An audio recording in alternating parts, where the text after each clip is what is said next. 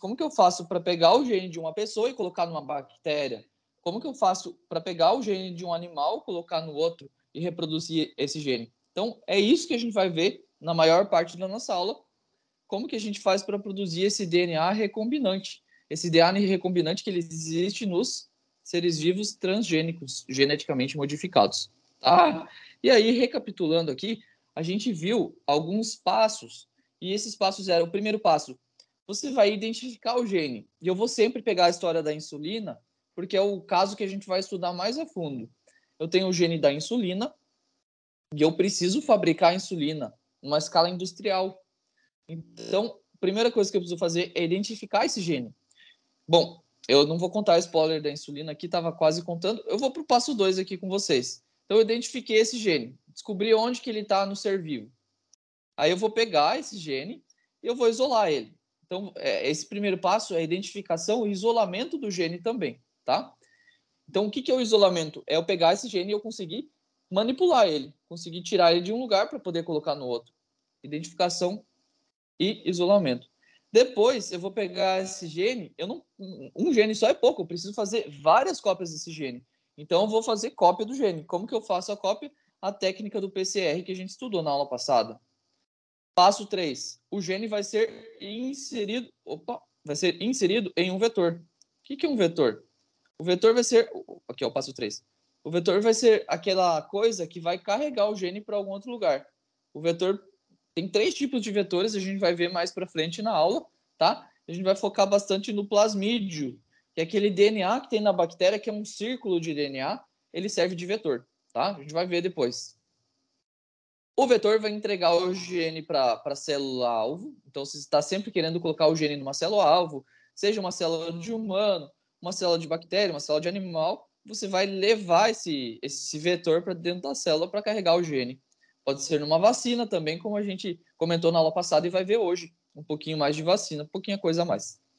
E aí a célula que vai receber esse vetor, esse que tem um gene dentro dele, ou que tem um RNA dentro dele, vai incorporar o gene no material genético ou vai expressar aquele RNA como proteína traduzida, tá? Bom, aqui, gente, tem o caso da insulina, tá? Aqui é só para vocês entenderem tudo que a gente aprender nessa aula vai ser para entender no final da aula esse diagrama, tá? Esse diagrama aqui, ele mostra como que eu produzo insulina a partir do plasmídio da bactéria. Porque é essa a insulina que é injetada nas pessoas que têm diabetes, tá bom? Então a gente vai chegar nesse diagrama aqui no final da aula, vamos estudar ele junto, mas antes disso a gente precisa entender algumas definições.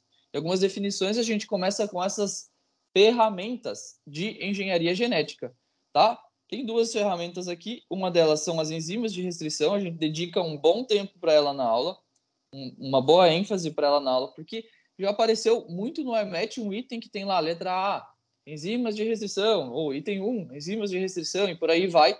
A gente tem que entender bem como elas funcionam, e até teve uma questão de um simulado, que foi uma questão da própria Cambridge. Gerou uma boa discussão no nosso plantão de dúvidas sobre a diferença de enzimas de restrição e endonucleases, tá? Então a gente vai ver isso aí hoje, a gente vai estudar com um pouquinho de calma esse assunto. Bom, então vamos lá, gente. E vetores também, que eu já estava comentando, é o que vai entregar esse DNA modificado na célula. A gente vai ver isso aí daqui a pouco. Mas antes de tudo, a gente precisa fazer aquela revisão que eu comentei com vocês. E agora, para essa revisão, eu preciso um pouco da interação de vocês comigo, tá? Porque a gente vai construir aqui uma fita de DNA, mas na verdade, eu vou desenhar aqui uma base da fita de DNA. Por exemplo, vou desenhar aqui uma simples fita.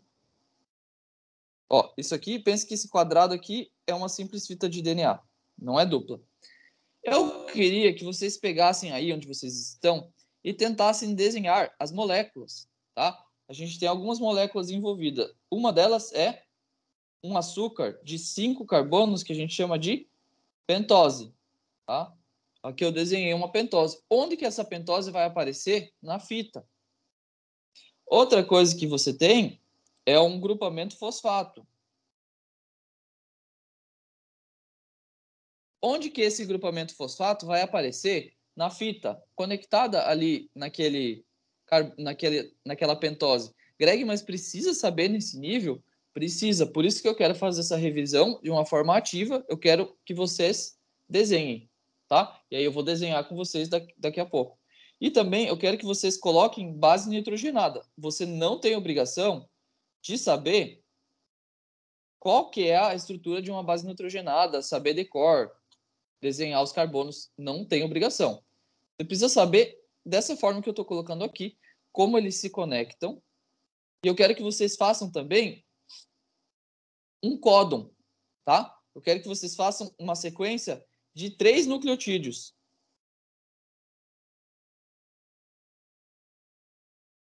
Então, por exemplo, aqui nessa fita, eu quero que vocês desenhem 3 nucleotídeos, um ao lado do outro. Nucleotídeo 1, nucleotídeo 2, nucleotídeo 3. Podem começar, tá? Enquanto vocês vão começando, eu vou dando dicas aqui. Por exemplo, o que é um nucleotídeo? Um nucleotídeo é a soma dessas 3 coisas que eu desenhei ali. Eu só não estou contando para vocês qual liga em qual e onde liga no quê. Qual fica para dentro da fita, qual fica para fora da fita. Isso que eu quero que vocês pensem e tentem desenhar e tentem conectar. E aí eu vou fazer com vocês, tá? Então, eu vou dar um tempinho para vocês, não muito tempo, poucos minutos. E aí me mandem assim, Greg, ok, já tentei. Só para eu saber que eu posso continuar, tá bom?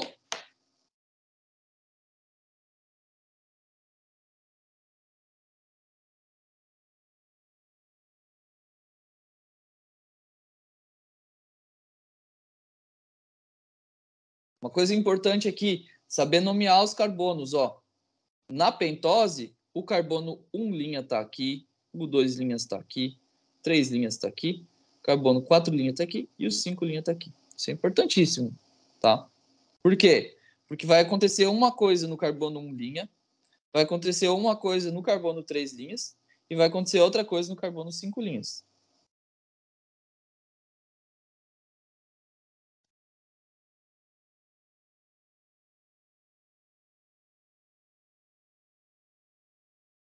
O único jeito de memorizar isso aqui é fazendo isso, gente, é sentando e escrevendo, desenhando. Por isso que eu estou tomando esse tempo aqui com vocês hoje, até porque eu recebi algumas dúvidas de alunos e eu percebi que a gente está precisando fazer uma fixação desse conteúdo, porque para a aula que eu estou dando hoje é importante saber isso aqui muito bem.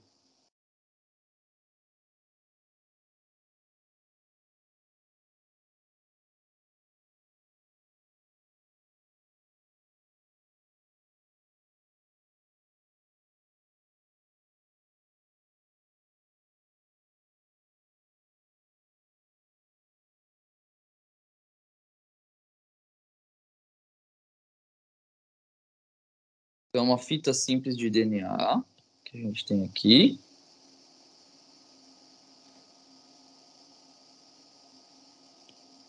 Ó, vou delimitar onde está a fita simples de DNA, ela está em toda essa região aqui.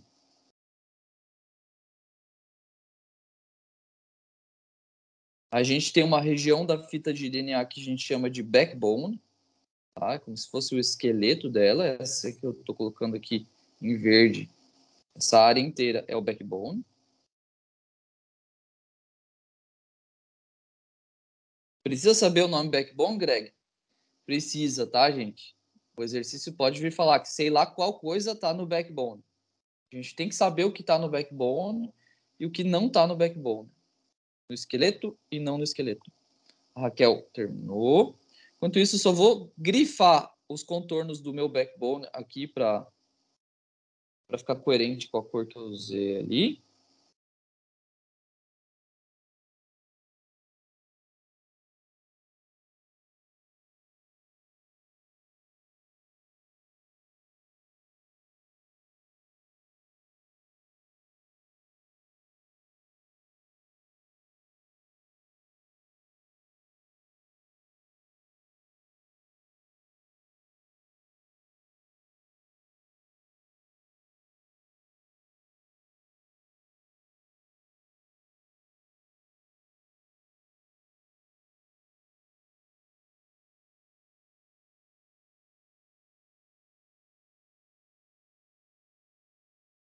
Beleza, o pessoal está dizendo que está pronto. Tá, tranquilo. Eu imagino que todo mundo esteja quase pronto. Vou dar mais 1 minuto, daí a gente começa, tá? Aí eu também tenho que mostrar aqui a minha tela, né? Deixar mostrando. Matheus terminou também, legal. Mais uns 40 segundos, então.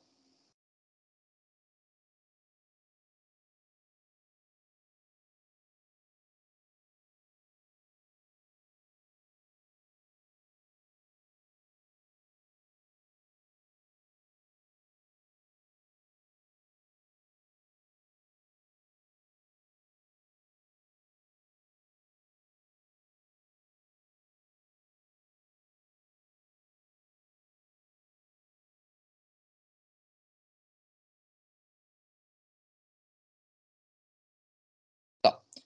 Então a gente vai começar a fazer juntos. Quem ainda está fazendo, se estiver terminando, eu peço para parar e prestar atenção, tá? Porque eu vou dar umas dicas aqui de como visualizar isso aqui de uma forma um pouco mais simples, para a gente não ficar preso e nervoso com esse tipo de coisa, se a gente tiver dificuldade, porque a gente pode simplificar, tá? Então vamos lá. Primeira coisa que eu tenho que lembrar é que açúcares, carbohydrates, sugars, eles têm uma função estrutural. E no DNA, a função deles é estrutural. Por exemplo, se eu pego o tijolo de uma casa, estrutural, a função dele, porque ele vai dar sustentação para aquilo. Se eu pegar, por exemplo, o esqueleto de um corpo, vai ser função estrutural. Por que eu estou falando em esqueleto? Porque eu tenho essa palavra backbone aqui, que é essa parte da fita, que é a estrutura dela. A parte que dá função estrutural para a fita vai estar no backbone. E a gente sabe que o açúcar, a pentose, ele tem a função de ser estrutural para a fita. Então eu vou colocar no backbone o açúcar. Então aqui vai ser o lugar que eu vou colocar a pentose, né? A gente chama esse açúcar de pentose. Se for DNA, é uma desoxirribose. Se for RNA, é uma ribose. Mas enfim, isso aqui é revisão, então eu não vou ficar entrando em todos os detalhes. Então, a pentose vai estar nessa região que eu desenhei aqui. Estou escrevendo aqui pentose também. Então, se eu sei que a pentose vai estar aqui, eu tenho que pensar, tá, mas como eu vou desenhar essa pentose nesse trecho da fita? Eu vou vir para cá, vou colocar algumas opções. Ou eu vou desenhar assim, tá?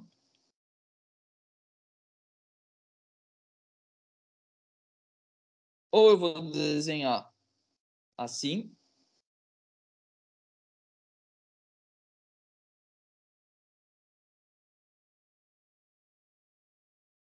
ou eu vou desenhar assim, de lado. Não importa para qual lado que está aqui agora. Vou desenhar assim de lado, né? E aí eu tenho que tomar uma decisão nessas horas. Para eu tomar essa decisão, tem algumas coisas que eu tenho que estar memorizando bem. Agora eu vou voltar para cá. Aqui, ó.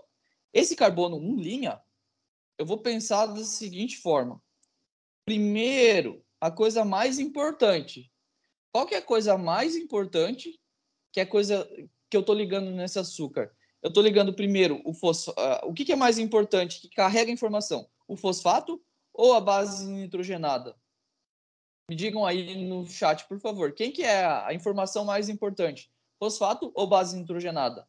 É a base. Então, no carbono 1 linha, a minha primeira prioridade, eu vou conectar a base nitrogenada nele, tá? Então, é a forma que eu memorizo assim. Então, estou tentando passar isso aqui para vocês, tá? Depois, se no carbono 1 linha eu coloquei a base nitrogenada, o fosfato eu vou colocar lá no final, no carbono 5 linha. Eu gosto de pensar assim, é sempre os extremos. Vou pegar, vou colocar um no carbono 1 linha, o outro no 5 linha. Tá, gente? Tem uma lógica nisso aí? Não tem, mas a gente tem que memorizar isso. A base nitrogenada vai no primeiro carbono, que é o carbono 1 linha da molécula. Então, antes disso, eu tenho que saber desenhar uma pentose, eu tenho que saber que é um pentágono. Depois eu tenho que saber que é um pentágono um pouco falhado. Por quê? Porque esse pentágono aqui, ao invés de ter um carbono lá no topo dele, ele tem um oxigênio, tá? E aí eu vou contando o número de carbonos, 1, 2, 3, 4. Poxa, mas o nome é pentose, é penta. Então eu tenho que ter um quinto carbono lá em cima. Então aqui é o quinto carbono. Então eu tenho que lembrar disso na hora de pensar nisso tudo, tá? Beleza. Esse carbono 1' aqui vai estar ligado à base nitrogenada. Eu só coloco o simplificado aqui, base nitrogenada. Esse carbono 5' aqui vai estar ligado ao fosfato. Quer colocar só a letra P? Coloca só a letra P. Lembra que é um fosfato. Beleza? Greg, e o carbono 3' que se falou? Calma. Na hora de montar a nossa fita de DNA, o carbono 3' vai ser importante. Tá? E agora a gente vai montar a nossa fita de DNA. Eu vou copiar essa figura aqui. Vou mover essa figura aqui lá para baixo para a gente olhar para ela enquanto olha para a fita. Vamos lá. Tô movendo aqui. Movendo. Ó. Ai, cadê você? Tá aqui. Então é o seguinte, gente. Essa fita, eu vou pensar que ela pode vir a se ligar com outra fita no futuro. Então vou desenhar só de início aqui a outra fita. Tá? Vai cortar aqui no meio, me desculpem, faltou um pouco de espaço. Mas usem a imaginação de vocês e pensem que eu tenho duas fitas aqui em verde. Uma fita embaixo e outra em cima. Tá? E dessas fitas, o que eu quero que vá ali no meio delas? Eu quero que o meio delas seja um meio de bases nitrogenadas interagindo uma base com a outra. É assim que a gente forma as nossas ligações entre as duas fitas. Quero que tenha várias bases nitrogenadas aqui. Tá? E aí eu pergunto para vocês, eu vou dar opções. Eu vou dar A, B, C e também vou dar a letra D aqui. Ó, vou dar a letra D aqui, vou desenhar só invertido a letra C para fazer a letra D, que é um oxigênio. E aqui nós temos carbono 5'. A, B, C e D. De A, B, C e D, qual deles eu uso para fazer com que a base nitrogenada fique ali, ó? Fique nessa região que eu estou rabiscando aqui. Eu quero a base nitrogenada aqui. A, B, C ou D eu uso? Matheus falou A. Raquel falou D. De dado. Então, eu vou ter que pensar o seguinte, ó. Nessas 4 opções aqui, eu vou ter que vir e colocar a base nitrogenada. Por exemplo, aqui, ó, na opção A base nitrogenada ela vai ficar aqui para o lado direito. No carbono 1' sempre. Na opção B, a base nitrogenada vai ficar aqui para o lado esquerdo. Sempre no carbono 1'. Na opção C, a base nitrogenada vai ficar virando aqui para a parte de baixo. No carbono 1'. Na opção D de dado, a base nitrogenada vai ficar aqui, ó, ligando para cima, no carbono 1' também. Então, por isso eu digo para vocês que eu tenho que usar a opção D de dado, porque eu quero que a base nitrogenada fique voltada para a face de cima. E a partir de agora eu começo a desenhar essa fita usando só a letra D, só a opção D de dado, tá?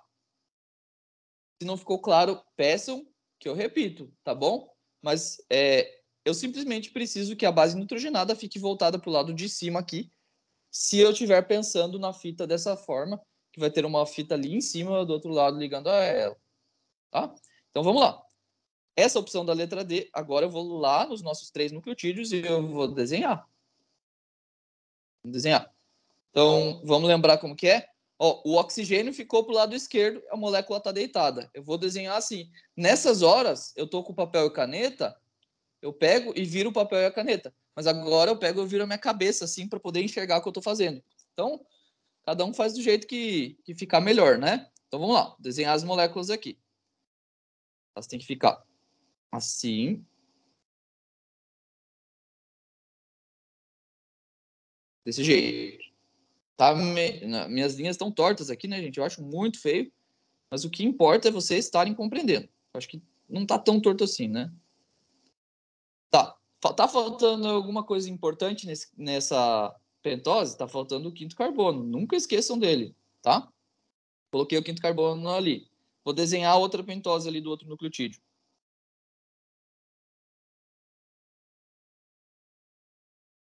Ficou? Ah, não, mas essa aqui ficou feia demais, né, gente? Vamos desenhar direito. Peraí.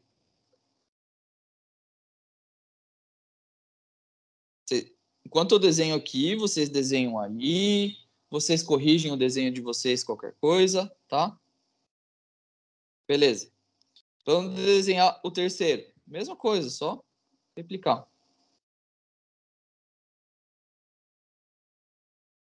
Tá difícil aqui, né? Mas o que importa é vocês entenderem que é um pentágonozinho aqui e o quinto carbono. Tá?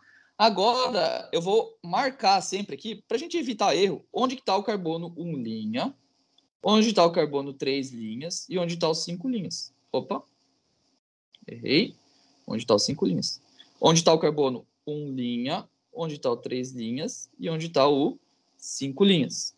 Oh, de novo errei. Vocês estão vendo que eu quero marcar os 5 linhas no lugar errado, né? Onde está o carbono 1 linha, onde está o 3 linhas e onde está os 5 linhas. Bom, agora, o que eu vou fazer? Agora eu vou colocar a coisa mais importante. Qual que é a minha prioridade? Minha prioridade é colocar a minha base nitrogenada. Tá?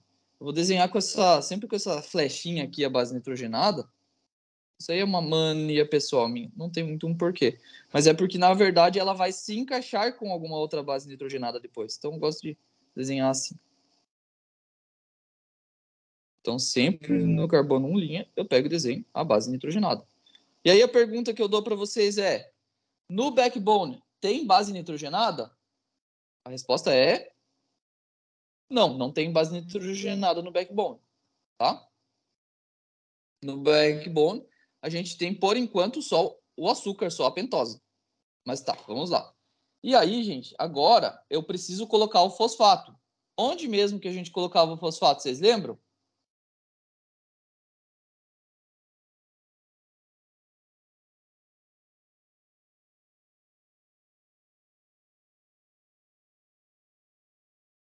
Carbono 5 linhas. Muito bem. Então, vou colocar o fosfato, tá? Para o fosfato, sempre fica um pouco feio o desenho, tá, do fosfato. E aí, eu só estou pensando aqui como que eu vou adaptar o meu desenho para não ficar tão feio assim, porque o fosfato ele vai ligar no carbono 5 linhas, né? Eu não quero vir aqui no carbono 5 linhas e marcar uma linha reta aqui e colocar o fosfato. Não quero fazer isso, vai ficar muito estranho essa linha reta ali. Então, vou fazer assim, ó. Claro, né, gente? Eu espero que na fita de vocês tenha espaço para fazer isso. Na minha fita eu consigo fazer um efeito especial aqui. Vou fazer isso. Vou fazer isso. Meu Deus, Greg, você apagou o nosso backbone? Eu sei que eu apaguei. Mas eu apaguei por um bom motivo. Tá? Então, ai, meu Deus. Só um pouquinho, gente. Eu só estou fazendo uma edição aqui para. O que está acontecendo? Eu estou aumentando o tamanho do slide aqui. Vocês estão vendo que. Agora vai. Ó, vou pegar aqui. Eu só vou aumentar o tamanho do meu backbone para poder comportar tudo ali bonitinho. Tá? Vamos lá. Desculpa a confusão aí, gente. Ó, vou voltar, vou fazer o meu backbone de novo. Backbone tá aqui. Só deixei ele mais largo. Tá? Só fiz isso, mais nada. Aqui. Beleza. Vamos pensar no nosso backbone. Agora eu tô me desvirando aqui, voltei. Vamos pensar no nosso backbone aqui com 3 nucleotídeos, tá? Esquece o que eu tinha desenhado ali depois, tudo mais. A gente tem esse backbone aqui. Aí o que acontece? Eu vou ligar os fosfatos sempre aqui, ó, no carbono 5 linhas. Gente, vocês estão acompanhando, né? Por favor, me digam que tá tudo certo, que tá tudo ok, que eu posso continuar, que tá tranquilo.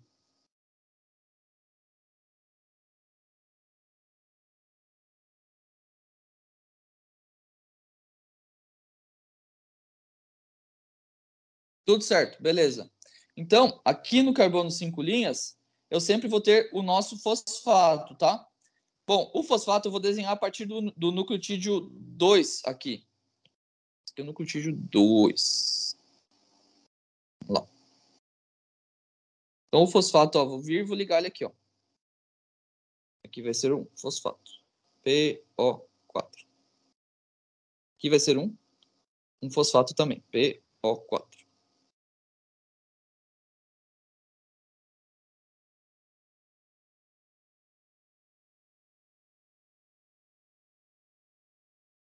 Tá? Eu vou desenhar ali com um círculo aqui só para enfatizar a estrutura dele.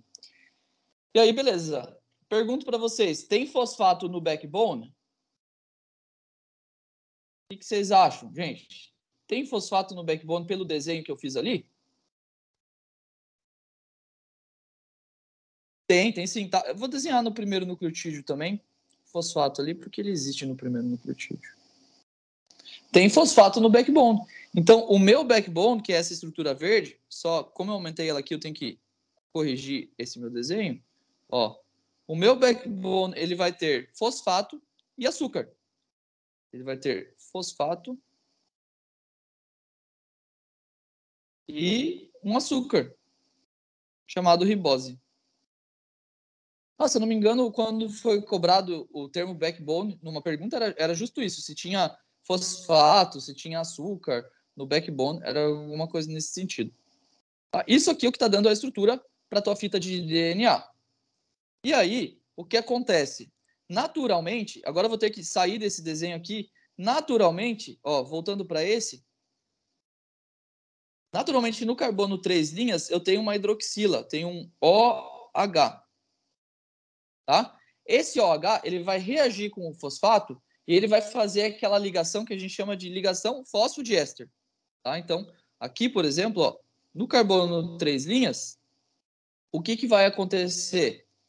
Eu vou ter esse carbono 3 linhas, eu tinha inicialmente nele um OH, eu vou ter um O que vai ligar com o fosfato ali. Agora eu vou fazer um desenho um pouco mais completo. Ó.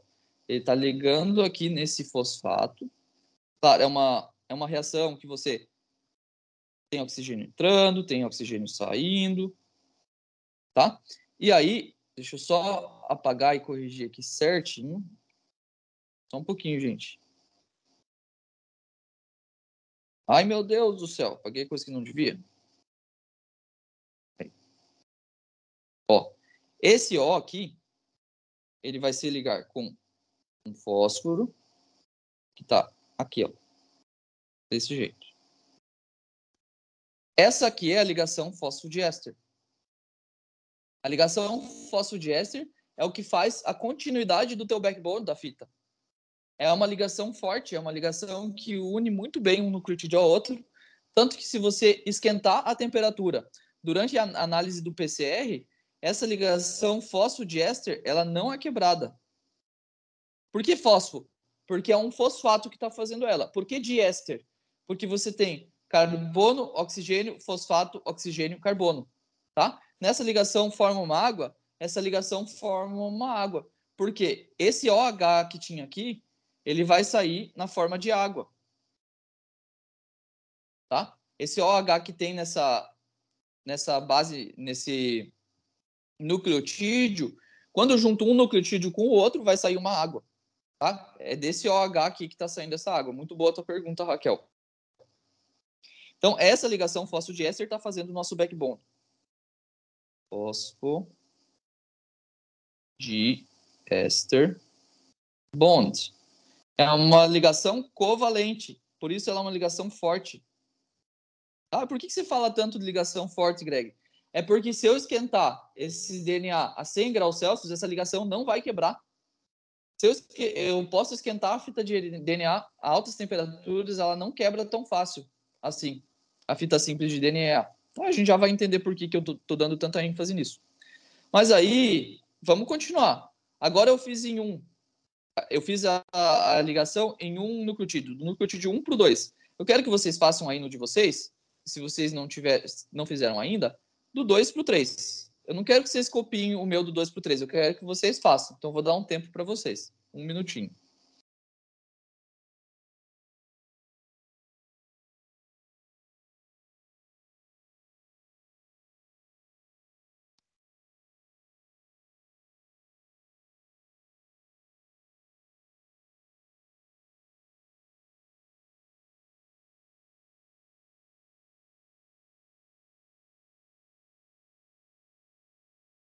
Enquanto isso, eu vou apagando aqui os rabiscos.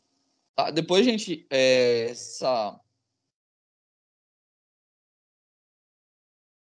Se vocês quiserem acesso à gravação da aula para ver de novo o passo a passo para a construção, peçam lá para a gente que a gente manda, tá?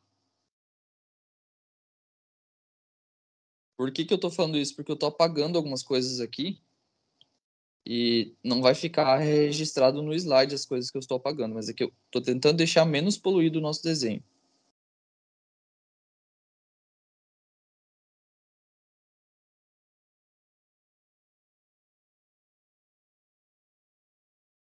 Tá.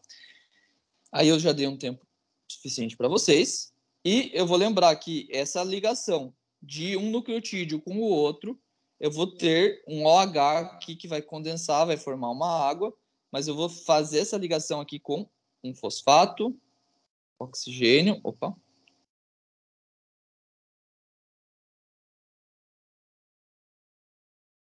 oxigênio, um PO4, né?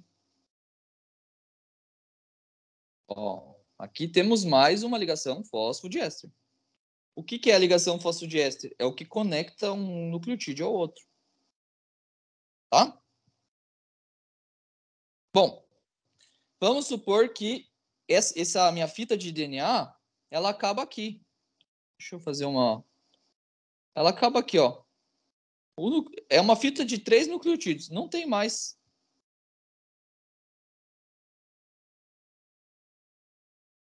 Acabou aqui. Quando acaba o meu nucleotídeo, lá no final dele, eu vou ter sobrando um OH. Porque não teve a reação ali. Lembra aquela reação que sairia uma água daqui? Não teve essa reação. Então, no final da fita, eu tenho nesse carbono 3' sempre um OH.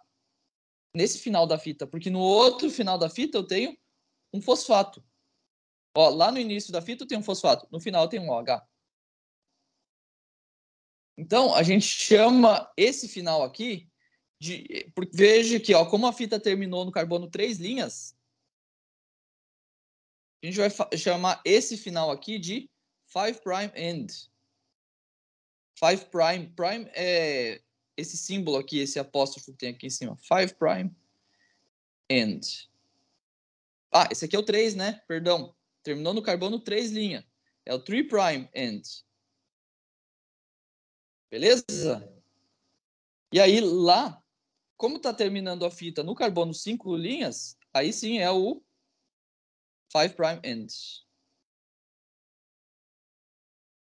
Ah, isso aqui é revisão, né, gente? E é importante a gente saber dessas coisas, entender.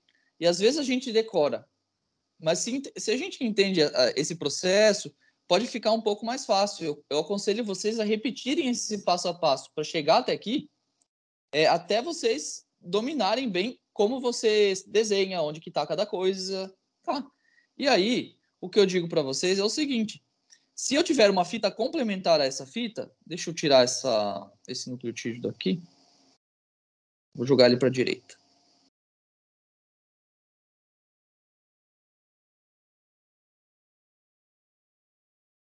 Beleza. Ó, se eu colocar uma fita complementar a essa do outro lado, o que eu tenho que fazer na hora de desenhar? Então, eu quero que vocês desenhem a fita complementar a essa agora. Greg, mas tanto tempo de aula para isso? Sim, é importantíssimo. É uma coisa que vocês têm que ter certeza absoluta no dia da prova, tá? Então, assim, gente, vou pedir para vocês fazerem essa segunda fita aqui, desenhar 3 nucleotídeos, sendo essa a fita complementar ali. Por favor.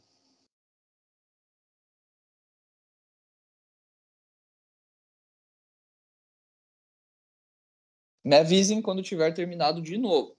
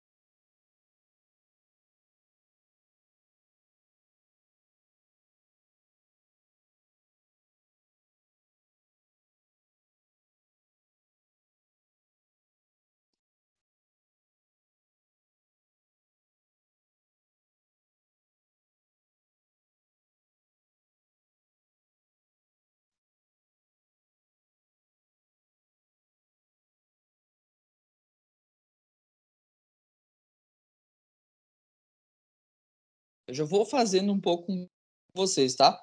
Então, se ela é uma fita que está se ligando a essa outra fita por complementaridade, elas estão fazendo uma dupla fita, eu quero também que a base nitrogenada dessa fique aqui, do lado de fora. Ah, vou desenhar assim agora a base nitrogenada, porque ela vai conectar ali nessa outra. Ó, eu quero que fique aqui pro lado de fora para elas poderem interagir. E aí eu tenho que pensar, como que eu desenho essa molécula de açúcar para que as bases nitrogenadas dela fiquem pro lado de fora? E se você for pensar naquela configuração que esse cara aqui está sempre conectado ao carbono 1', você tem que desenhar aquela molécula de modo que o carbono 1' fique aqui. Tá? Então vamos pegar e vamos desenhar aqui, ó. Vamos começar do outro lado agora. Do lado direito aqui. Então, esse carbono 1' tem que estar aqui. O carbono 1' eu sei que é o primeiro carbono ali da pentose. Tá? E aí eu vou desenhando as pentoses.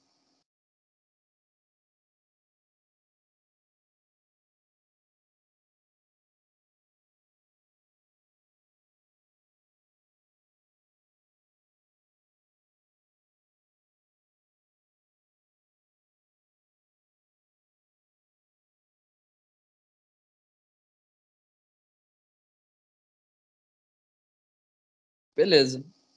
Tranquilo, desenhei as pentoses. Agora eu tenho que desenhar quem? Tenho que desenhar os meus fosfatos. Tá? Então, agora, nesse desenho aqui de cima, eu vou fazer simplificado a parte do fosfato, tá, gente? Mas vou lembrar aqui, ó, eu estou usando essa ligação vermelha, um PO4 que tem aqui. Ai. Não consigo desenhar ao contrário. PO4. Aqui, ó. É um PO4. Aqui, ó. É um PO4. E aí eu vou lembrar também que cada um desses PO4 está ligado ao carbono 3 linhas. Está ligado ao carbono 3 linhas. E essa ligação aqui em vermelho é a ligação fosfodiéster.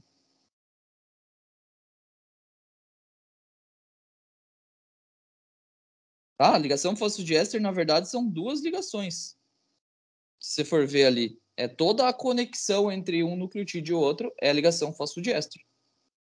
E aí eu vou lembrar que lá nesse carbono final, e não tem a ligação fosfodiéster, eu tenho um OH no carbono 3 linhas. Tá? Então aí aqui, como está acabando no carbono 3 linhas, esse cara aqui é o que eu chamo de 3' end. Como lá no outro final eu estou acabando com um fosfato no carbono 5 linhas,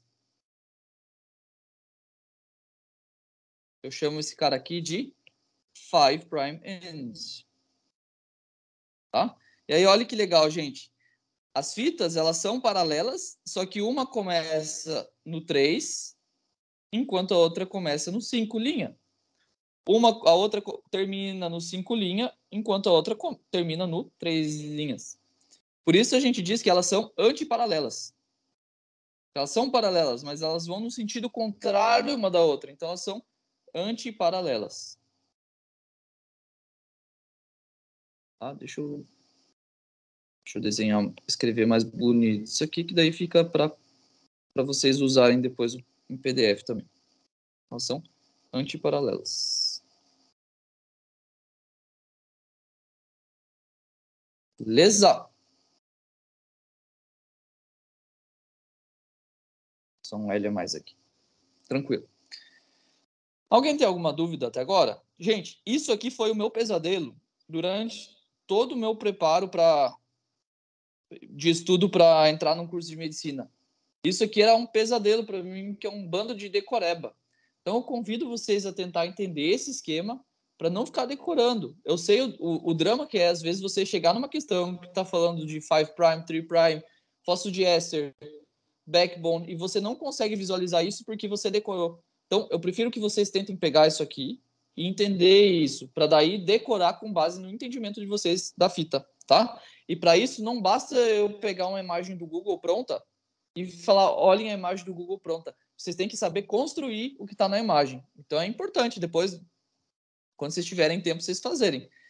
E aí, quando eu tenho uma fita complementar à outra, as bases nitrogenadas, por conta da configuração química delas, elas vão fazer ligações de hidrogênio entre elas. Algumas vão ter 3 pontos de hidrogênio e outras vão ter 2, tá?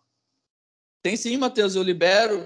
Quando eu postar a aula, eu posto um print desse slide aqui também, tá? Mas eu também sempre posto anotação de aula, então todos esses slides que eu estou rabiscando aqui com vocês, eu pego e compartilho tudo, beleza?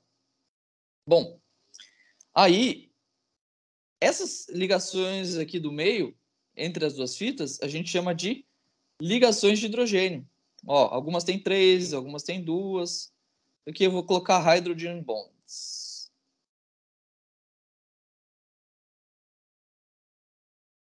Gente, e hydrogen bonds, eu também, quando estudei química, sempre aprendi que era das ligações intermoleculares a mais forte de todas, né? E foi muito difícil para mim eu aceitar que a ligação de hidrogênio é fraca, ela não é forte. Mas entre as ligações fracas, ela é uma ligação das mais fortes das fracas. Mas ela é uma ligação fraca, tá? Então, vou colocar aqui entre parênteses, que ela é weak.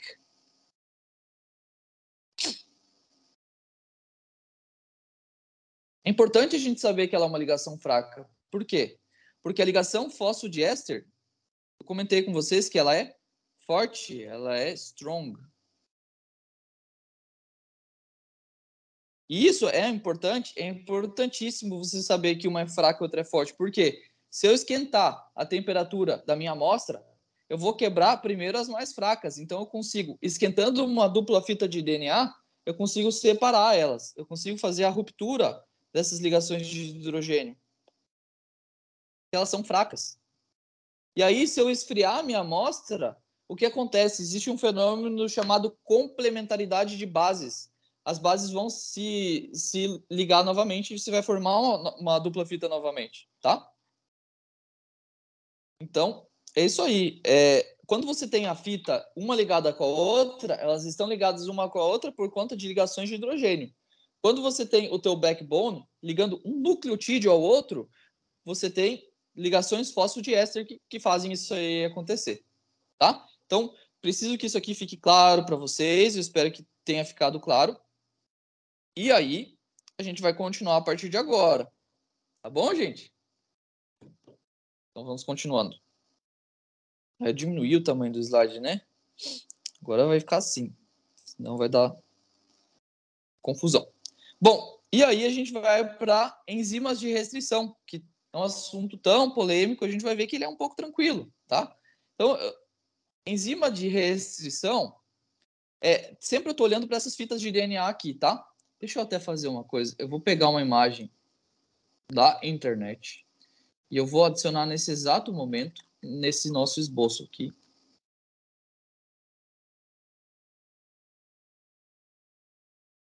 Aí. Deixa eu atualizar. E aí a gente vai ver juntos essa foto.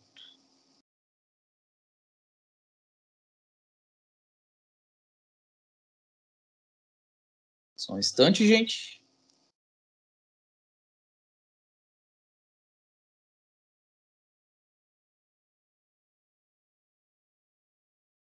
Você atualizou?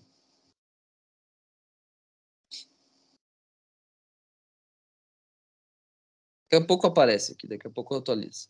Mas enfim, daqui aparecer eu mostro. Quando a gente tem enzima de restrição, aí a gente vai voltar agora para engenharia genética, tá? Lembra do plasmídio? Ó, o plasmídio que a gente for usar, ele é o seguinte, ó. Plasmídio é um círculo de DNA. Então vamos pensar que eu tenho um DNA se ligando ao outro aqui, ó, fazendo um círculo. Isso aqui é uma fita. Vou fazer mais grosso aqui, senão vai. Não gostei assim. Vou fazer mais grosso. Ó, o plasmídio é esse aqui. Tem essa fita aqui. Só que ela tá simples, né? Aí eu tenho uma outra fita que vai se complementar com essa e vai fazer a dupla fita de DNA. Meu Deus, esse desenho tá horrível, mas eu preciso que vocês só acompanhem aqui que o plasmídio é isso aqui. São duas fitas, só que o que acontece, ó, imagine essa fita minha aqui, ó, melhor, carregou o desenho aqui, ó, tá vendo? Ó, esse desenho aqui, ele tá mostrando o que eu mostrei para vocês, e ele até mostra as ligações de hidrogênio, quando que é 2 e quando é 3, tá? O DNA, gente, quando uma fita liga na outra, existe interações ali dentro da estrutura que faz torcer e faz virar essa fita dupla em forma de hélice, tá? E essa forma de hélice é o que a gente vê aqui no plasmídio também, é o que a gente vê no nosso DNA. E aí, o que acontece? Quando eu tenho um DNA, agora eu vou pegar uma fita simples com a sua fita complementar.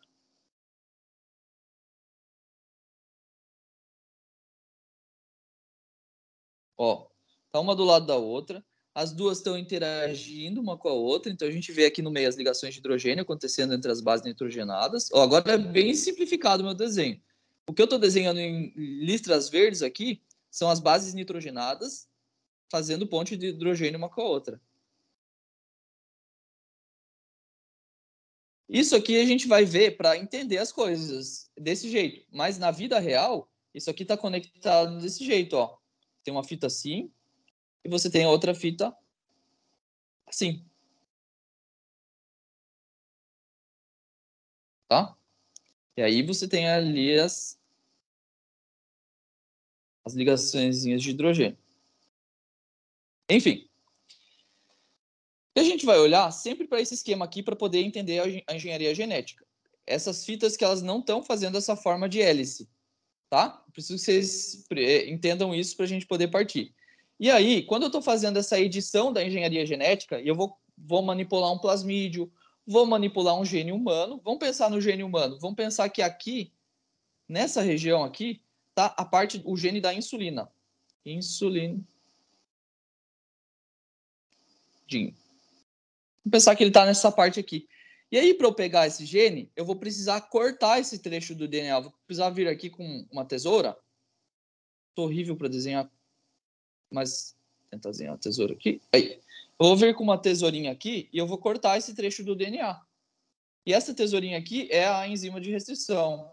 Mas, antes de falar em enzima de restrição, eu vou dizer genericamente. Isso aqui é uma nuclease. Tá? Vamos olhar para a palavra aqui. O que quer dizer nuclease? Nuclease, eu vou lembrar de núcleo, então alguma coisa que acontece no núcleo. E ase é um término para enzima. É uma enzima que age no núcleo. Na verdade, nuclease é uma enzima que corta um trecho do DNA. Vai fazer um corte. Tá? E aí, nuclease, gente. Você, Matheus, vamos ver quem está aqui. Vou chamar vocês. Isadora, Matheus, Paloma, Raquel, Yasmin, vocês têm nucleases nos seus corpos. Lá dentro do núcleo das suas células existem nucleases. E essas nucleases, o que elas fazem? Elas vão cortar, né? Vou chamar aqui de... Vamos escrever de maneira mais tranquila. They cut the DNA. E aí as nucleases, vocês vão ter nucleases que são endonucleases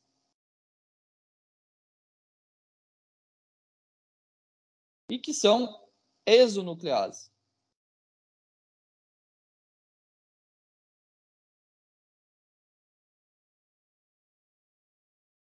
Endonuclease quer dizer que é algo que acontece interno. Endo, vamos sempre lembrar de endo de interno. Exo, a gente vai lembrar que é externo. Qual que é a diferença delas? A diferença é a seguinte: a endonuclease é dentro da molécula de DNA, é na parte interna da molécula de DNA. A exonuclease, o corte é na parte externa, é na extremidade da molécula de DNA. Vamos pensar que a endonuclease vai cortar o meu dedo. A endonuclease vem e corta o meu dedo no meio. Já a exonuclease vai vir e vai cortar a pontinha do meu dedo. Essa é a diferença, tá? Esse é também outro termo que confunde, porque endo, dentro, pode ser tão genérico. Então, ó, endonuclease, o meu dedo é uma fita de DNA. Eu venho e corto aqui, ó, no meio. Corto no meio, endonuclease. Exonuclease, corto do lado de fora, tá? Então é importantíssimo isso aí, já vou mostrar numa foto para vocês isso aqui. Vocês vão encontrar isso no slide, um slide mostrando aqui a diferença, ó. Se eu tiver uma enzima de restrição, a gente já vamos pensar em nuclease por enquanto, tá? Esquece o termo enzima de restrição. Vamos esquecer dele, daqui a pouco a gente vem aqui e apaga. Isso aqui é uma nuclease. Se for endonuclease, perdão, gente. Tá aqui. Tava no lugar errado, ó. Endonuclease vai cortar no meio. Ó, endonuclease aqui, corta no meio. Exonuclease corta nas pontas, a fita de DNA. Tá? Isso é uma coisa importantíssima para vocês saberem. Bom, a gente vai terminar o conceito do que é uma enzima de restrição e daí a gente vai fazer um intervalinho, tá? Então vamos lá. Já a enzima de restrição, ó, vamos pensar de novo aqui na nuclease. A nuclease vai vir e vai cortar o meu DNA, tá? Isso que a nuclease vai fazer. Mas a enzima de restrição, ela é um exemplo de uma endonuclease, tá? Ela é um exemplo de uma endonuclease. Enzima de restrição é um exemplo de uma endonuclease. Importantíssimo saber isso. Por quê? Enzima de restrição é o nome da endonuclease que tem dentro das bactérias. É isso. Essa é a diferença. Então, aqui no slide você tem escrito isso, ó. Enzimas de restrição são tipos de endonuclease. Então, dentro de um vírus, não existe enzima de restrição. There is no restriction enzyme.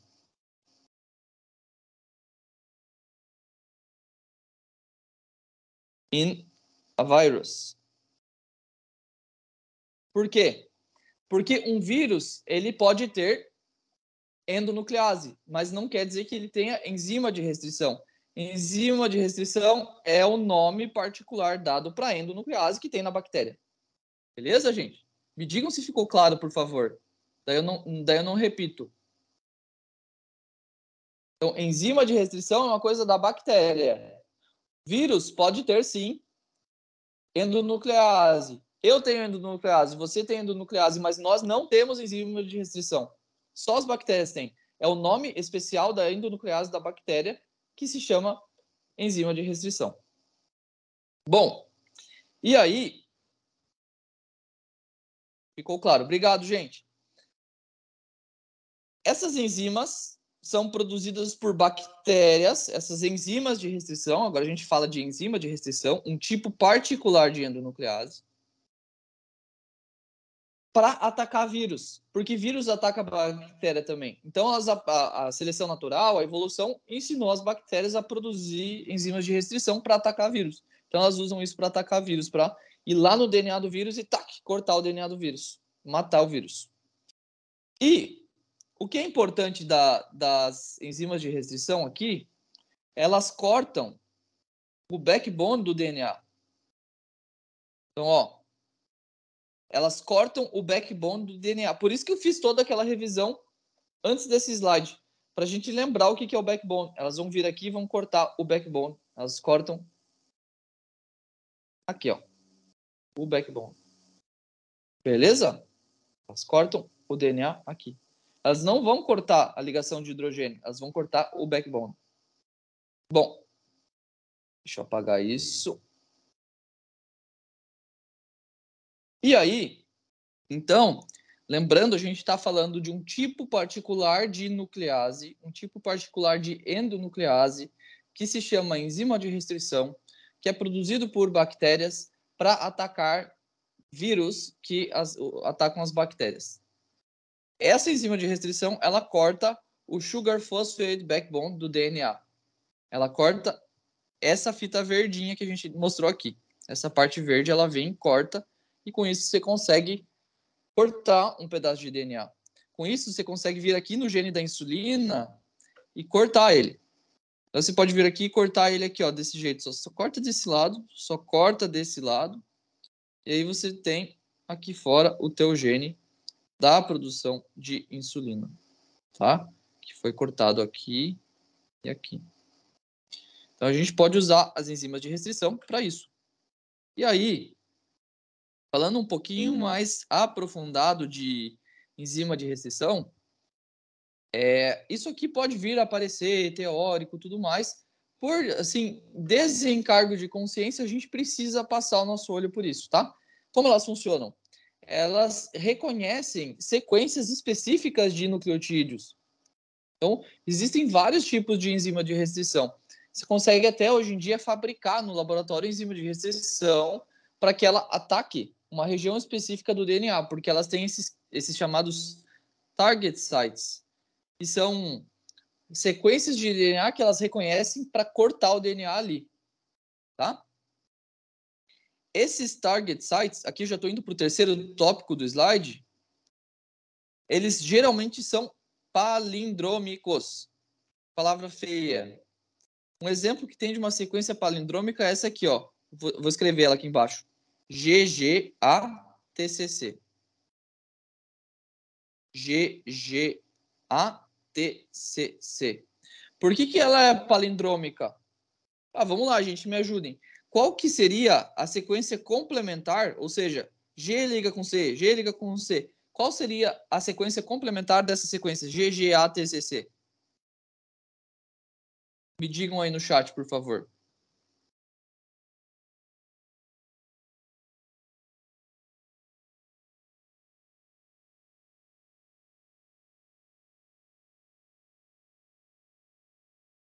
CCTAGG. CCTAGG. Isso aí, gente. CCTAGG.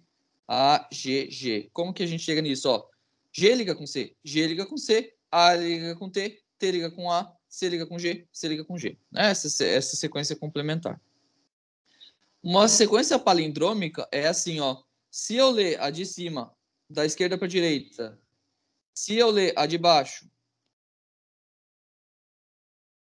da direita para a esquerda, eu leio a mesma coisa. Ó, em cima. Aqui, ó. Acompanhe o meu cursor. G, G, A, T, C, C. Olha para de baixo aqui, ó. De trás para frente. G, G, A, T, C, C. Eu li a mesma coisa de trás para frente. O nome disso aqui é palíndromo.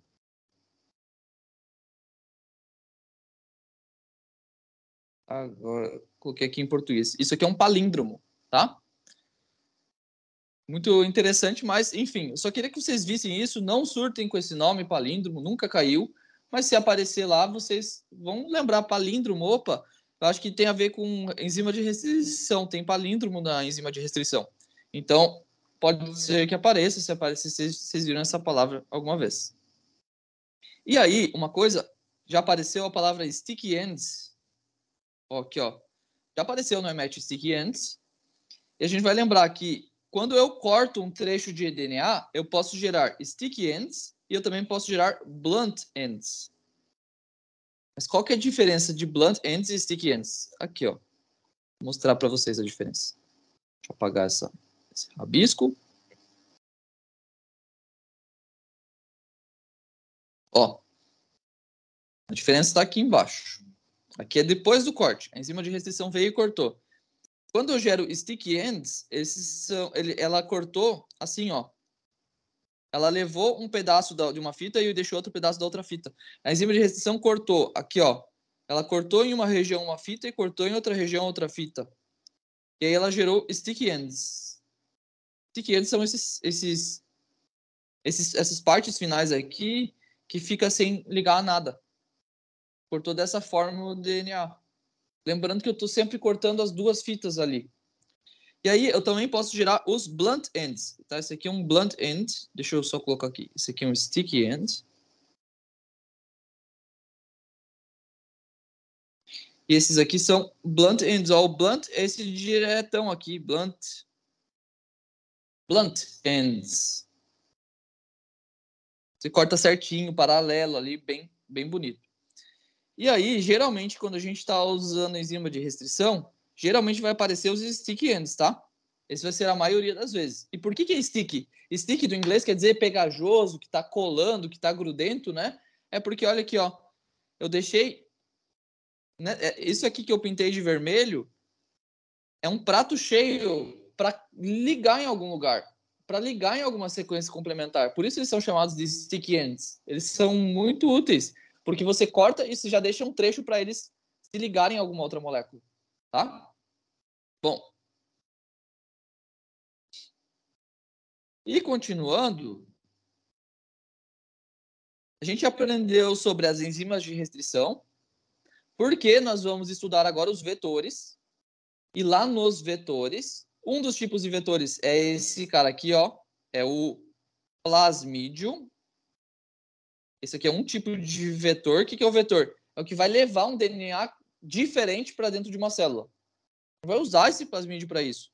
Então, a gente vai usar enzima de restrição no plasmídio para construir um vetor. Aí a gente vai usar a enzima de restrição nesse plasmídio que está aqui para construir um vetor. Então agora a gente vai aprender o que são vetores, tá? Bom, o que são vetores? Eles são espécies intermediárias, são espécies que eu modifico, que eu crio, que vão carregar um gene para dentro de uma célula específica. O vetor mais conhecido que tem hoje em dia é os vetores das vacinas, da vacina da Covid, vamos dizer. A gente tem a vacina da Covid. Já vou colocar um quadro aqui com os tipos de vacina. Mas você está levando material genético para dentro da célula. Então, você está usando o vetor para carregar esse material genético. Bom, para construir um vetor, a gente pode usar enzimas de restrição. E essas enzimas de restrição, a gente usa essas enzimas de restrição para colocar o gene dentro do vetor, dentro do plasmídio, tá? E a gente vai usar os sticky ends para isso. Por quê? Porque é mais fácil eu colar uma coisa usando o sticky end ali. Tá? E o que são os plasmídios? Só recordando aqui. São aquelas fitas duplas de DNA das bactérias em forma de círculo.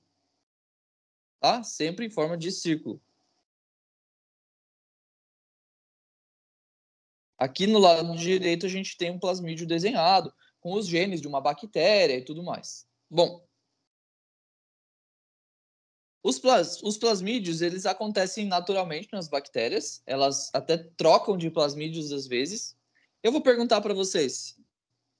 Quando uma bactéria troca de plasmídio com a outra, ela está fazendo reprodução sexuada ou não? O que vocês acham? As bactérias, elas podem trocar plasmídio uma com a outra, né? Desenhar aqui bem rudimentar. Duas bactérias aqui.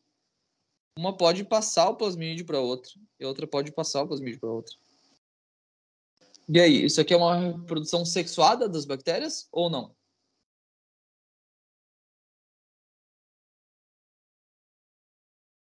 O que vocês me dizem? Se vocês tiverem que chutar, é ou não é?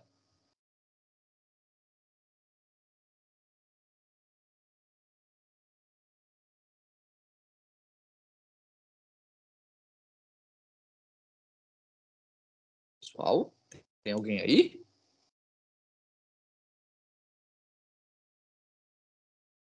Não? Isadora tá achando que não? Raquel tá achando que não? Matheus também acha que não. Então, não é. Por que não é uma reprodução? Porque elas não estão se dividindo. A reprodução é quando eu me divido. Ou quando eu formo, ou faço uma fecundação e tudo mais, não tem divisão, não tem fecundação. Elas trocam o material genético e depois saem de perto uma da outra. Isso não é reprodução. O nome disso aqui é conjugação. Tá?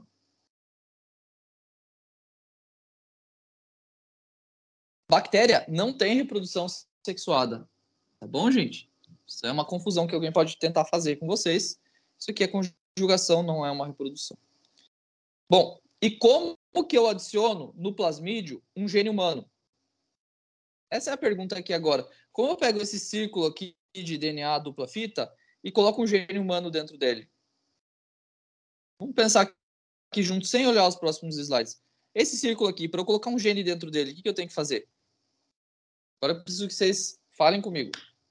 que vocês acham que eu tenho que fazer aqui para colocar um gene dentro?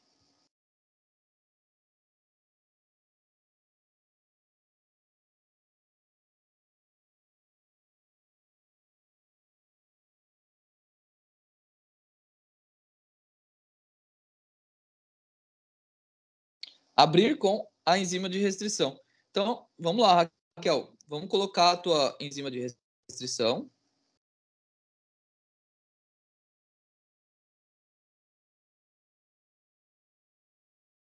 E vamos abrir.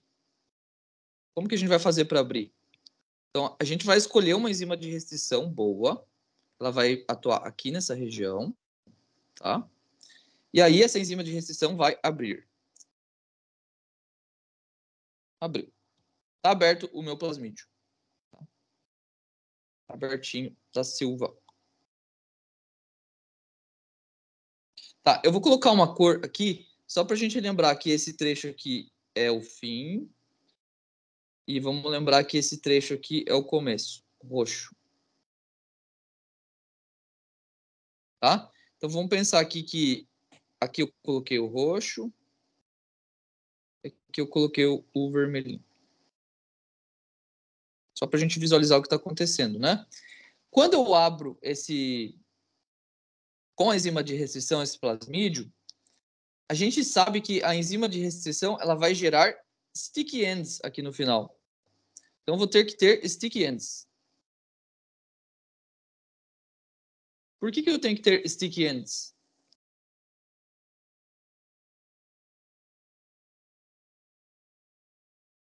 Vou colocar só aqui por enquanto. Tá? Um já basta. Por quê? Eu vou ter que colocar um gene de interesse. E esse gene de interesse, ó, vamos desenhar o gene da insulina. A gente vai colocar o gene da insulina aqui, ó. Esse meu gene de interesse, insulin gene, ele já foi produzido de uma forma que ele também tem sticky ends.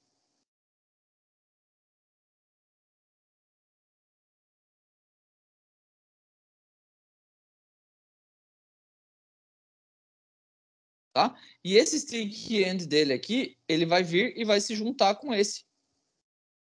E quando ele vem e se junta aqui com esse, aí eu estou adicionando ele na fita. Tá? Vamos lembrar o que é o sticky end. Tá? O sticky end aqui, ó. Vamos pensar que esse cara aqui, ó, azul que eu estou circulando, ele é o sticky end lá do plasmídio. E esse aqui é o sticky end da insulina. Então, eu vou ter que ter a insulina em dupla fita. Meu Deus, um gene em dupla fita. Vou colocar ele ali e vou ligar ele ao plasmídio. Tá? Então, eu preciso de sticky ends nele também. Então, uma coisa que a gente precisa ter aqui em conta é que, nesse caso, os sticky ends eles estão em dupla fitas. Isso aqui é uma dupla fita com sticky ends.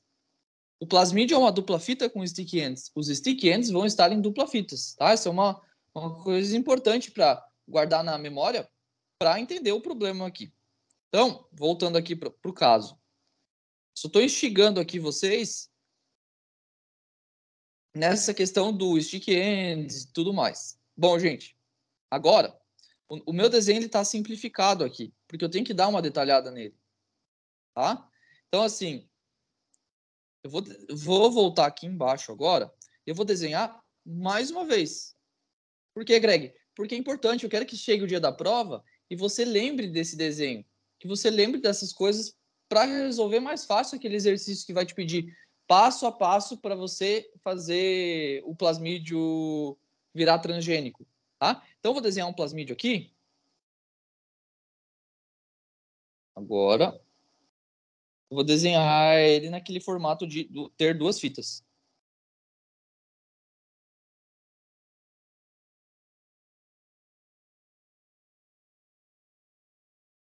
Então, esse aqui é o nosso plasmídio bonito. Tá? Vou escrever aqui no centro dele. Esse aqui é o plasmídio. E aí, a gente vai cortar ele com a enzima de restrição. Vou passar ele mais para baixo.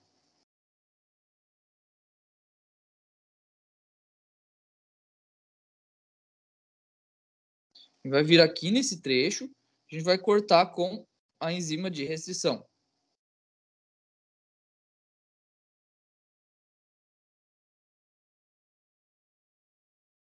Quando a gente corta, ele vai abrir, tá? Então vamos abrir o plasmídio. Vamos abrir o plasmídio. Vai ser uma fita assim e outra fita azul. Tá, agora eu não vou desenhar elas em formato de hélice, porque agora a gente vai precisar entender muito bem o que está acontecendo aqui e o formato de hélice vai atrapalhar.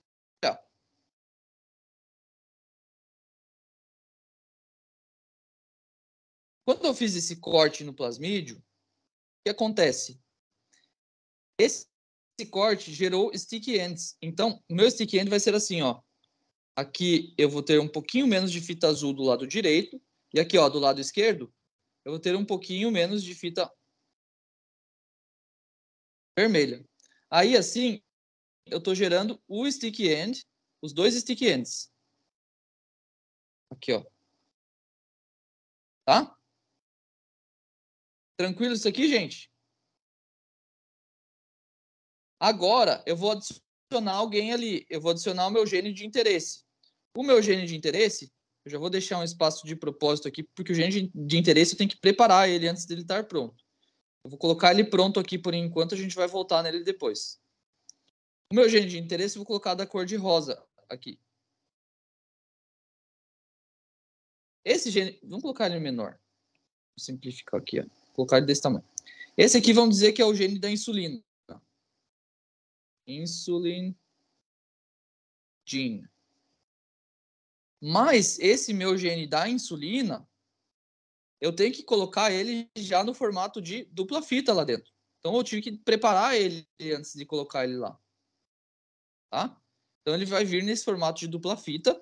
Isso aqui já vem em formato de DNA. Tá? Lembrando que bactéria tem DNA como material genético para armazenar informação. Só que ele já vem pré-fabricado com sticky ends também. Já vem aqui ó, com sticky ends pré-fabricado. Sticky ends. E ele já vem fabricado exatamente com o mesmo sticky end que tem naquele plasmídio.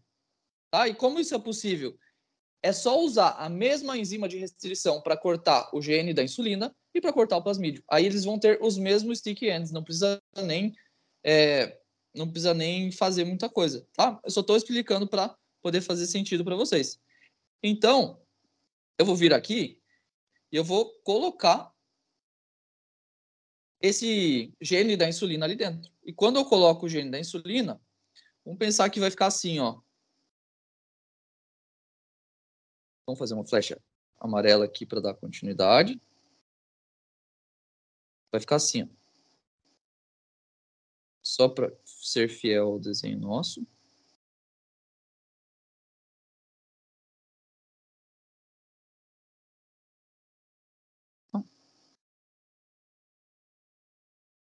Ó, tá vendo o stick end que tinha aqui, ó? Agora, nesse stick end do lado direito, vai entrar quem? Vai entrar o gene da insulina, tá?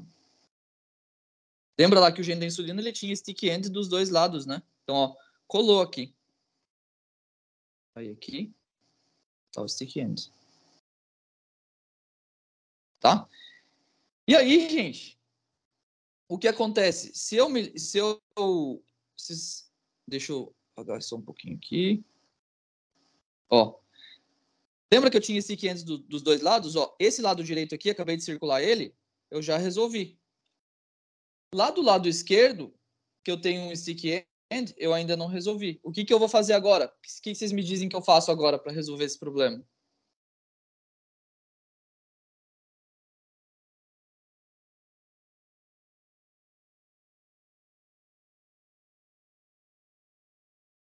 Vou aguardar vocês me dizerem. O que eu preciso? Eu não quero ter stick end mais nessa molécula. O que eu faço?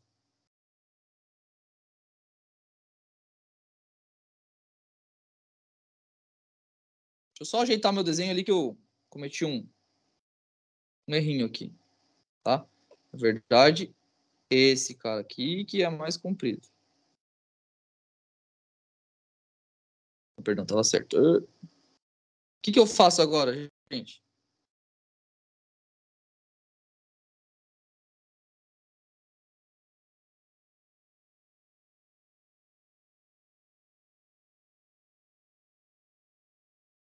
É assim mesmo. O que eu faço para poder resolver essa questão dos meus stick ends?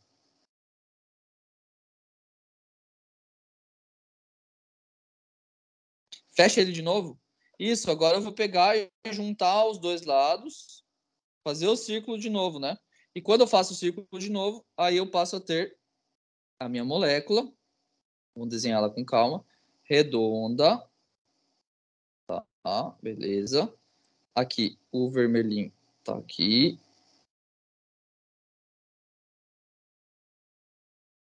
Só um pouquinho, gente.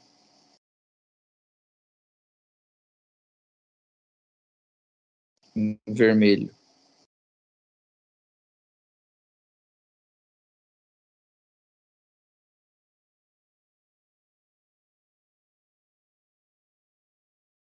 E aqui em rosa. Vocês estão vendo que eu tô prestando muita atenção aqui para desenhar, porque a gente se confunde fácil com isso. Ó. E aí eu fechei o meu plasmídio está pronto com o gene da insulina. E aí eu tô com os stick ends aqui, né, fazendo toda aquela interação. Eu pergunto para vocês, esses stick ends, eles formam ligação fosfodiéster ou ligação de hidrogênio? Agora vocês estão entendendo por que eu revisei tudo aquilo, né? Esses stick ends, o que fez eu conseguir colocar o gene da insulina foi ligação de hidrogênio ou ligação fosfodiéster? Ligação de hidrogênio. E aí eu pergunto para você, Raquel, basta eu ter ligação de hidrogênio para esse plasmídio estar perfeito, pronto para o uso? Ligação de hidrogênio é fraca, né, gente? Se eu esquentar um pouquinho isso aqui, já vai quebrar essa ligação de novo. Então eu preciso vir aqui e eu preciso ligar uma fita na outra. Eu preciso vir aqui e colocar tipo uma cola aqui, né? Eu preciso colar uma fita na outra. Porque o que promoveu uma fita de chegar perto da outra e fazer o círculo foi a ligação de hidrogênio. Mas agora eu preciso fazer aquela solda, eu preciso soldar essas duas fitas.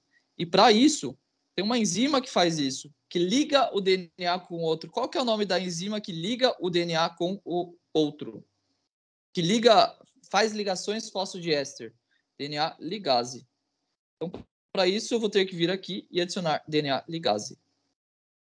Tá, gente? Adicionei DNA ligase para fechar a fita. Aí tá tudo feito. Aí, beleza. Tranquilo, pessoal? Vocês têm alguma dúvida?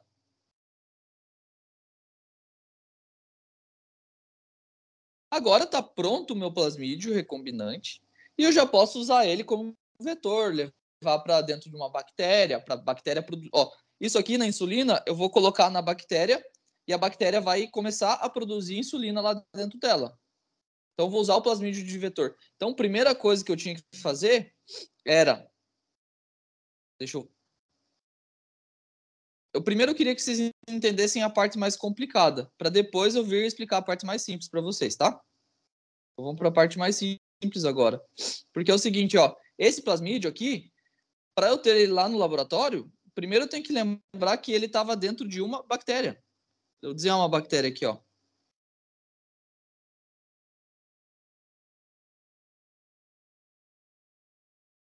Isso aqui é a minha bactéria, ó. Minha bactéria é quadrada, gente. Bactéria. Bactéria em singular no inglês, bacterium, né? Ó, esse aqui é a minha bactéria. O plasmídio está ali dentro dela. Ah, claro que o meu desenho está com os tamanhos todos errados aqui, mas eu só estou enfatizando que tem um plasmídio dentro dela. E aí, para eu poder isolar esse plasmídio, eu tenho que isolar o plasmídio também. Eu vou destruir essa camada rosa que eu coloquei aqui. Como que eu destruo ela? Chama de parede celular, cell wall. Bom, vou ter que usar alguma enzima, vou usar alguma coisa, não cabe a nós, não é saber como que eu destruo essa parede celular. Eu, particularmente, eu sei que você usa enzimas, que você usa produtos químicos, mas não sei dizer para vocês o nome do que usa, mas você tem que dissolver a parede celular, tá? Então, dissolve cell wall. Esse é o nosso primeiro passo, se for pensar lá desde o começo. Primeiro eu tenho que isolar o plasmídio da bactéria de interesse para daí depois manipular o plasmídio, tá? E aí, eu comentei com vocês que o gene da insulina, ele tinha sido pré-fabricado antes, né, para ele chegar nesse ponto aqui. Vocês sabem como que eu faço esse gene da insulina? Eu vou contar para vocês uma historinha, ó. O gene da insulina, eu vou foi muito difícil para os cientistas conseguir isolar o gene da insulina. Eles não conseguiam isolar. Eles não conseguiam dizer qual trecho dos cromossomos era da insulina. E aí, o que que eles fizeram? Qual que é o nome da célula do corpo que produz insulina? Vocês sabem de cabeça?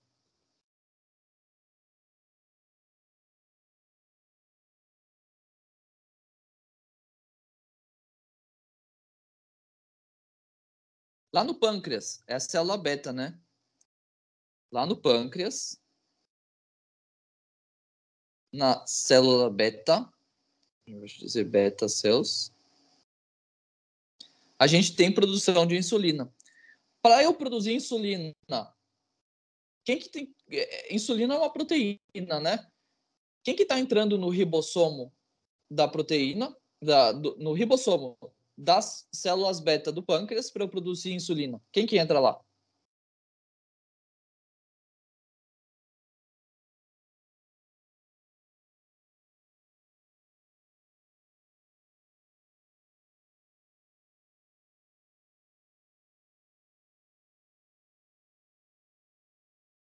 Ó, talvez a minha pergunta não está muito boa.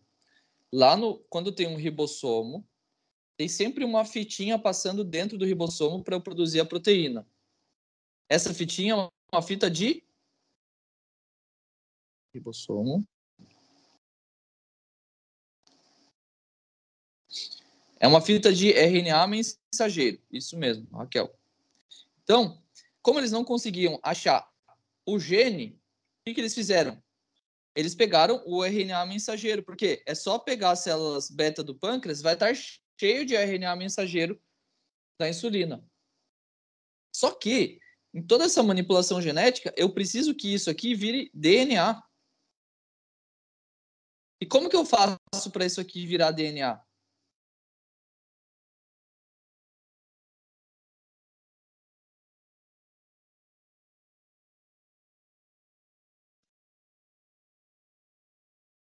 Quando eu transformo RNA em DNA, isso é uma coisa que poucos vírus fazem. Um deles é o vírus do HIV.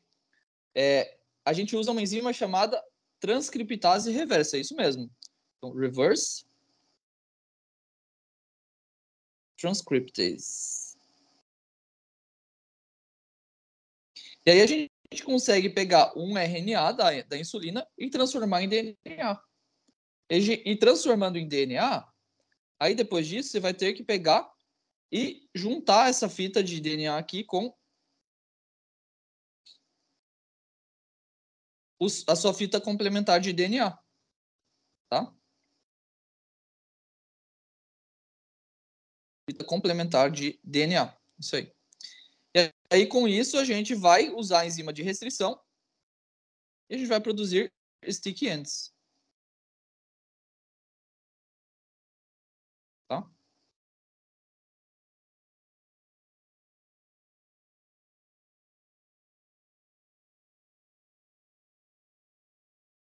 Vai produzir os sticky ends ali do gene da insulina, e aí a partir disso a gente já consegue chegar em todo aquele quadro que a gente viu de como produz. Beleza, pessoal? Vocês têm alguma dúvida disso?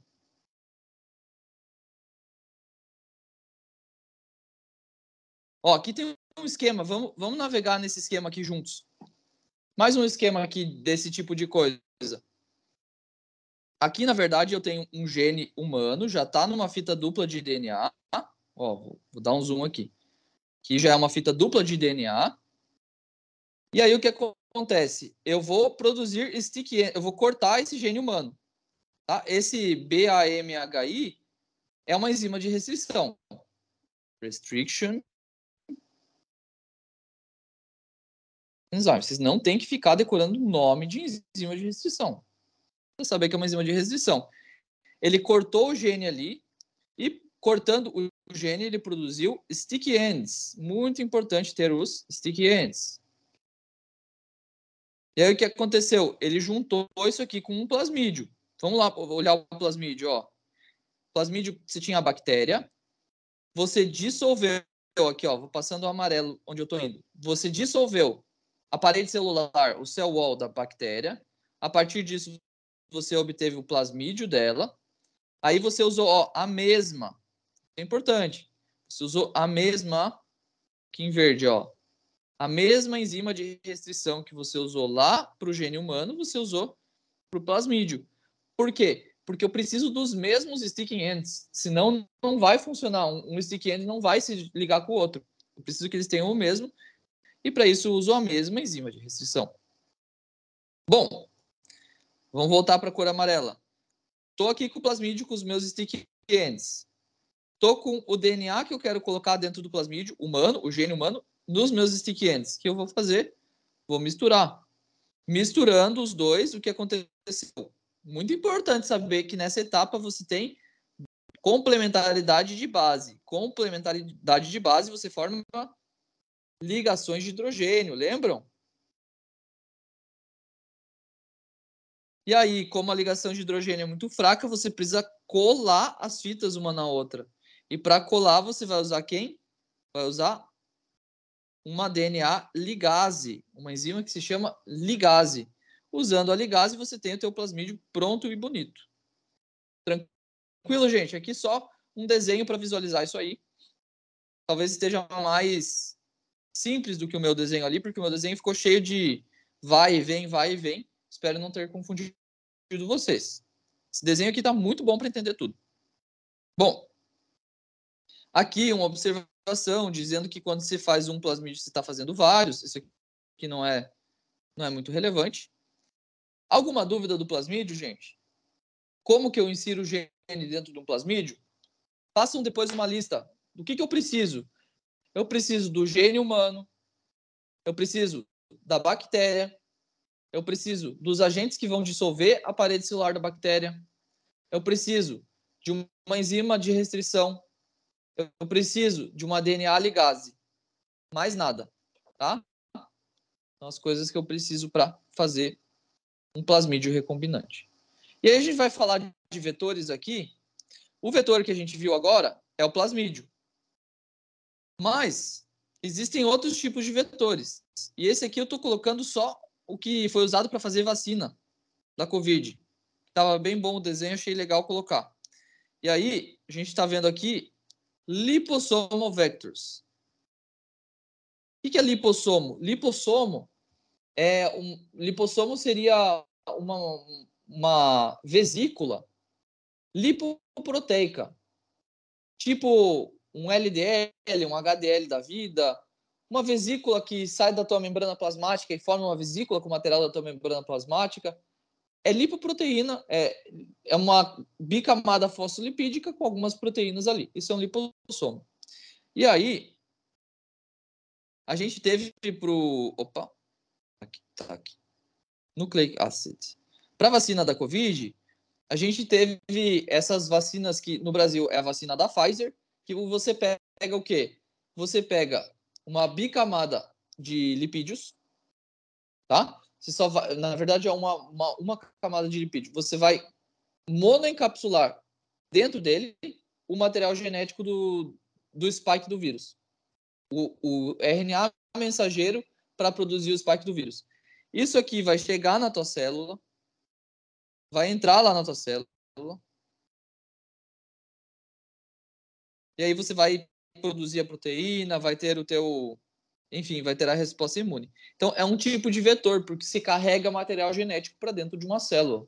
Nada além disso, tá? E esse aqui é um tipo de vetor muito bom, revolucionário na história da medicina, porque você consegue não só levar antígenos para dentro da célula, você consegue levar outras coisas. Você consegue levar outros RNA mensageiros para produzir alguma coisa, para tratar câncer, para N coisas. É uma coisa muito, muito bacana.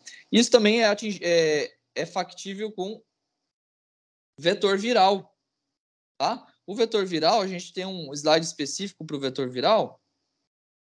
Não, esse slide aqui mesmo, perdão. O vetor viral, gente, o que acontece? Eu vou pegar um vírus, vou atenuar esse vírus, vou fazer com que esse vírus não cause mal nenhum para o ser humano. Ou vou pegar um vírus já que não causa nenhum mal. Dentro dele, eu vou colocar o RNA mensageiro da proteína spike do coronavírus, por exemplo. Esse vírus vai entrar nas nossas células de outra forma, a forma que o vírus utilizaria para atacar uma célula, ele entra e despeja lá o RNA mensageiro do spike e faz a resposta imune. Então, só para mostrar, a palavra vetor é uma palavra muito importante, porque eu estou carregando coisas para dentro da célula. E nesse caso do que a gente está estudando, os vetores estão carregando material genético, tá? Bom, aqui, só uma coisa bem bacana, ó. Quando eu pego a vacina da Covid de RNA mensageiro tipo a Pfizer, que ela tem uma camada de lipídios ali em volta dela, ó, microencapsulado, e dentro tem um material genético, ela vai sofrer uma endocitose. Ó, essa endocitose vai formar um endossomo lá dentro da tua célula. E esse endossomo vai ter esse material. Depois esse material vai ser degradado dentro da célula e você vai ter o RNA mensageiro para traduzir as proteínas do coronavírus para você ter uma resposta imune, tá? Então, isso aqui são vetores. Bom, alguma dúvida?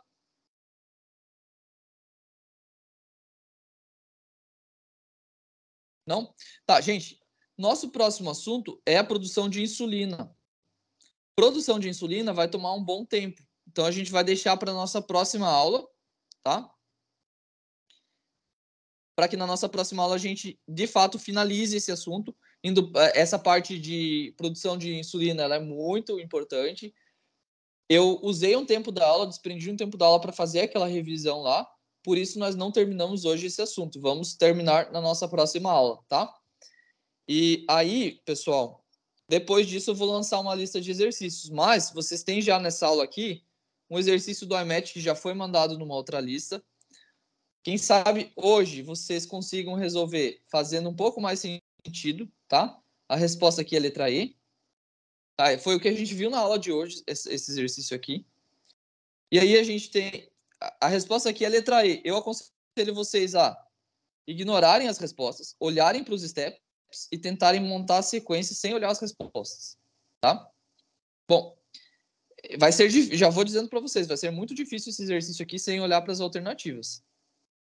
E aí temos também esse exercício aqui, 32, a resposta... Deixa eu pegar certinho a resposta aqui.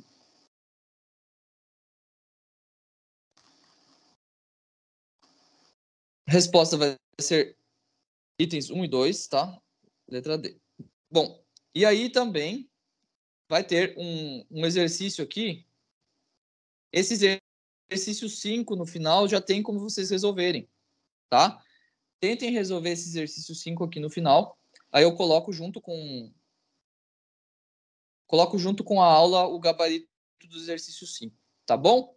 Pessoal, é isso por hoje. Muito obrigado pela presença de vocês. Tudo de bom para vocês. E a gente vai se conversando, tá? Essa semana aí vocês vão acabar recebendo um pouquinho a mais do que a gente manda, só deixando vocês preparados.